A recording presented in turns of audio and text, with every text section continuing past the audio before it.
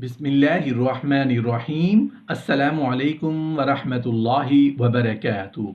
दुआ मांगते वक्त ये दो काम कभी न करना, वरना न वजीफ़ा कबूल होगा न दुआ कबूल होगी। मोहतरम नाजरीन, आज की इस वीडियो में हम बात करने वाले हैं कि दुआ मांगते वक्त ये दो गलतियां कभी ना करना, वरना कोई दुआ कबूल नहीं होगी और ना ही कोई वजीफ़ा कबूल होगा। वो दो गलतियां कौन कौन सी हैं जिनके करने से दुआ कबूल नहीं होती? हज़रत अली कर्रमल्लाहु वजहुल करीम ने फरमाया, तुम्हारे जिस्म में ये एक निशानी दिखने लगे, तुम्हारे जिस्म में ये एक निशानी जाहिर होने लगे, तो समझ लो कि कोई आपके लिए दुआ कर रहा है। हज़रत अली कर्रमल्लाहु वजहुल करीम ने फरमाया, जब तुम बगैर किसी वजह के खुशी महसूस करने लगो तो यकीन कर लो कि कोई ना कोई कहीं ना कहीं आपके लिए दुआ ज़रूर कर रहा है। रसूलुल्लाह सल्लल्लाहु अलैहि वसल्लम ने फरमाया कि पीठ पीछे मुसलमान भाई की दुआ कबूल होती है, उसके बाद एक फरिश्ता दुआ करने वाले के सर के करीब मुकर्रर होता है। जब कोई किसी मुसलमान भाई के लिए दुआ करता है तो फरिश्ता उस पर आमीन कहता है और ये कहता है कि मुसलमान के हक में तूने जो दुआ दी है वो तेरे लिए भी उस जैसी नेमत की खुशखबरी है। प्यारे नबी करीम सल्लल्लाहु अलैहि वसल्लम ने फरमाया, अल्लाह ताला फरमाता है, पहले तुझसे शुरू करूंगा, यानी तुमने जो दुआएं दूसरों के लिए मांग रहे हो वो सब दुआएं मैं पहले तुम्हारे हक में कबूल करूंगा, पहले तुम्हें ही दूंगा, पहले तुम्हें अता करूंगा। दुआ के बारे में आता है कि दुआ करना भी एक इबादत है। दुआ के बगैर इबादत का मज़ा ही नहीं होता। जो बंदा दुआ नहीं करता उसके दिल को सुकून नहीं मिलता। दुआ के अंदर अल्लाह पाक ने सुकून रखा है। लोग दुआएं तो बहुत मांगते हैं लेकिन दुआ के अंदर गलतियां भी करते हैं जिनकी वजह से दुआएं कबूल नहीं होती। फिर हम अल्लाह पाक से शिकायत करते हैं, लोगों से शिकायत करते हैं कि हमारी दुआएं कबूल क्यों नहीं होती। वो ऐसी गलतियां हैं जो हम अक्सर दुआओं में करते हैं, लेकिन हम अपने गुनाह मुआफ नहीं कराते। हमारे गुनाह इतने ज़्यादा होते हैं कि दुआ के अंदर वो कबूलियत में रुकावट बनते हैं। जैसे कोई बंदा अल्लाह पाक की नाफरमानी करता है, फिर उसके बाद तौबा किए बगैर दुआ करता है, तो उसकी दुआ कबूल नहीं होती, क्योंकि दुआ के आगे गुनाह हायल हो जाते हैं। इसलिए जब भी गुनाह करें तो अल्लाह पाक से मुआफ़ी ज़रूर मांगे। एक अल्लाह के वली से पूछा गया कि हमारी दुआएं कबूल क्यों नहीं होती, तो उन्होंने कहा कि हमारे गुनाहों की वजह से हमारी दुआएं कबूल नहीं होती। एक हदीस है जिसका मफ़हूम कुछ इस तरह है कि रसूलुल्लाह सल्लल्लाहु अलैहि वसल्लम ने फरमाया, अल्लाह अपने बंदे की दुआ उस वक्त तक कबूल करते हैं जब तक कि वो मांगते मांगते थक नहीं जाता। और थकने का क्या मतलब है? यानी वो यूं नहीं कहता कि मैं मांग रहा हूं और कबूल नहीं हो रही। जब ये कहता है तो फिर दुआएं कबूल होना बंद हो जाती हैं। दुआएं जितनी भी हम अल्लाह से मांगते हैं वो सारी की सारी कबूल हो रही होती हैं, लेकिन हमें नज़र नहीं आ रही होती।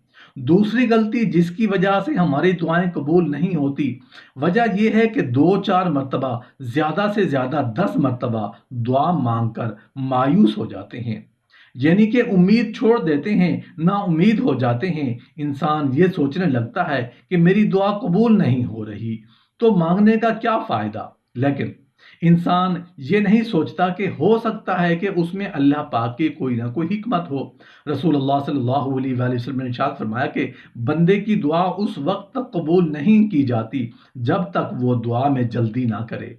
जैसे ही बंदा दुआ करने के बाद जल्दी करेगा, सब्र नहीं करेगा, उसकी दुआ कबूल नहीं होगी। तो दुआ के बाद सब्र रखना बहुत ज़रूरी है, तभी हमारी दुआएं कबूलियत को पहुंचेंगी। 3 ऐसे वक्त के बारे में हज़रत अली रज़ी अल्लाह अन्हु ने फरमाया कि जो बंदा उन 3 वक्तों में अपनी हाजत रब के सामने रखता है और अपनी ज़रूरियात का सामान अल्लाह पाक से मांगता है, तो अल्लाह पाक 3 वक्तों में मांगी गई उसकी दुआ कबूल फरमाते हैं। जैसा कि वो औलाद ही क्यों ना मांगे या मालो दौलत ही क्यों ना मांगे, अल्लाह पाक उन तीनों वक्तों में मांगी गई दुआ ज़रूर कबूल फरमाते हैं। वो 3 वक्त कौन से हैं? एक शख्स हज़रत अली रज़ी अल्लाह अन्हु की खिदमत में آیا اور کہنے لگا یا علی، وہ کون سا وقت ہے کہ جب میں بھی دعا مانگوں تو وہ فوراً قبول ہو جائے؟ تو حضرت علی رضی اللہ عنہ نے فرمایا کہ اے شخص، میں نے اللہ کے رسول صلی اللہ علیہ وآلہ وسلم سے سنا ہے کہ 3 موقع ایسے ہوا کرتے ہیں جن میں اللہ اپنے بندوں کی دعا رد نہیں کرتا۔ اس شخص نے پوچھا یا علی، وہ کون سے 3 لمحات ہیں؟ تو حضرت علی رضی اللہ عنہ نے فرمایا، نمبر 1، جب انسان کا جسم کانپنے لگے، تھر تھرانے لگے، تو اس وقت مانگی گئی دعا اللہ کبھی رد نہیں کرتا۔ نمبر 2، جب اللہ کا ڈر دل میں ابھرنے لگے، تو جب انسان اپنی حاجت اللہ رب العزت سے مانگتا ہے تو اللہ اس کی حاجت کو ضرور پورا کرتے ہیں۔ نمبر 3، جب انسان کی آنکھیں نم ہو جائیں تو اس وقت میں مانگی گئی دعا بھی رد نہیں کرتا بلکہ اللہ پاک ضرور قبول فرماتا ہے۔ یاد رکھنا کہ ان تینوں حالات میں انسان کائنات کی جو بھی چیز مانگے وہ اسے ضرور ملتی ہے، چاہے وہ صفا و مروہ کے برابر سونے چاندی کے ہی کیوں نہ مانگے۔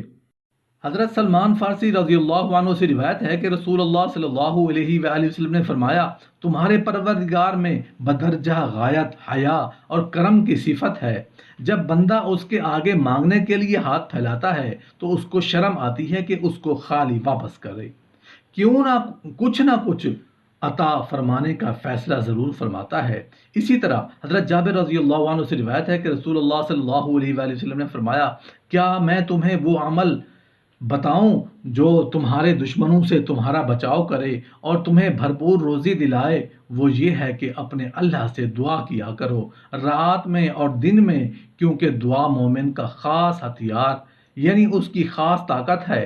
دعا دراصل وہی ہے جو دل کی گہرائی سے اور اس یقین کی بنیاد پر ہو کہ زمین و آسمان کے سارے خزانے صرف اللہ تعالیٰ کے قبضے اور اختیار میں ہیں، اور وہ اپنے در کے سائے مانگنے والوں کو عطا فرماتا ہے، اور مجھے جب بھی ملے گا، جب وہ عطا فرمائے گا، اس کے در کے سوا میں کہیں نہیں پا سکتا۔ اس یقین اور اپنی سخت محتاجی اور کامل بے بسی کے احساس سے بندے کے دل میں جو خاص کیفیت پیدا ہوتی ہے، جس کو قرآن مجید میں اضطرار سے تعبیر کیا گیا ہے، وہ دعا کی روح ہے۔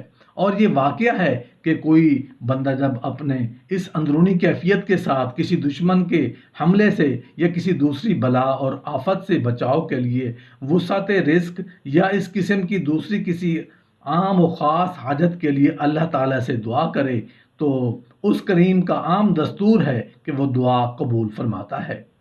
اس لیے بلا شبہ دعا ان بندوں کا بہت بڑا ہتھیار ہے جن کو ایمان و یقین کی دولت اور دعا کی روح اور حقیقت نصیب ہو۔ ہماری یہ ذمہ داری بنتی ہے کہ ہم اپنی ہر فرض نماز کے بعد دعا کا اہتمام کریں، اور جب بھی کہیں موقع ملے دعا سے اپنے رب کو راضی کرنے کی کوشش کریں، اور اپنی بلاؤں اور مصیبتوں کو اللہ سے دور کروا لیں۔ جو مصیبتیں آ چکی یا آنے والی ہیں، ان دونوں مصیبتوں کو دور کروانا چاہتے ہو تو دعا کرو۔ ایک حدیث ہے جس کا مفہوم کچھ اس طرح ہے کہ رسول اللہ صلی اللہ علیہ وآلہ وسلم نے آسمان سے جب آسمان سے کوئی بلا، کوئی مصیبت، کوئی بیماری جب نازل ہوتی ہے اور انسان دعا کرتا ہے، دعا آسمان پہ چڑھتی ہے تو قیامت کے دن تک یہ درمیان میں ہی آپس میں گتھم گتھا رہتے ہیں۔ دعا اس مصیبت اور بیماری اور بلاؤں کو زمین پہ آنے ہی نہیں دیتی۔ رسول اللہ صلی اللہ علیہ وآلہ وسلم نے فرمایا، دعا سے بڑھ کر کوئی چیز عزت والی نہیں۔ اللہ کے ہاں یہ کتنی عزت والی ہے؟ رسول اللہ صلی اللہ علیہ وآلہ وسلم کا فرمان ہے، کسی شخص کی یہ تمنا بن جائے کہ میری عمر لمبی ہو جائے، بابرکت ہو جائے، میری عمر سن آور بن جائے تاکہ تھوڑی زندگی میں زیادہ اچھے کام کر سکوں، اس کا سب سے آسان طریقہ یہ ہے کہ وہ ہر وقت سوچ کر نیکی کی بنائے، بات نیکی کی کریں اور ان کے قدم اٹھیں تو خیر اور نیکی اور بھلائی کی طرف اٹھیں۔